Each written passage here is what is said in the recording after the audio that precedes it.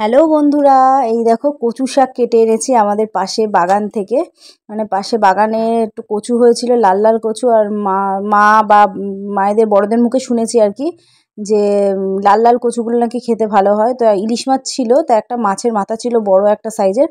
ইলিশ মাছগুলো এবার কেটে নেবো, তার জন্য গ্লাভস পরে নেবো, কারণ আমার আবার কচুতে একটু অ্যালার্জি। কচু দেখলেই আমার আবার একটু গা হাত পা চুলকায়।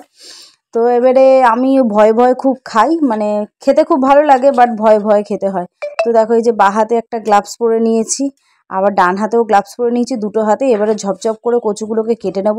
আমার কচুগুলোকে কেটে নিয়েছি, এবারে কচুগুলোকে পরিষ্কার করে জল দিয়ে 2-3 বার করে ধুয়ে নিয়েছি। তারপরে সেদ্ধও বসিয়ে দিয়েছি গরম গরম।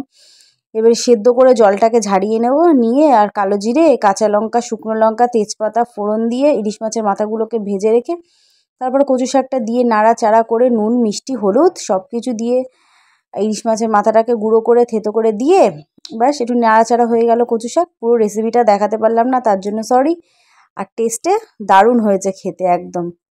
তো তোমাদের ভিডিওটা কেমন লাগলো অবশ্যই জানিও। চলো, টাটা, বাই।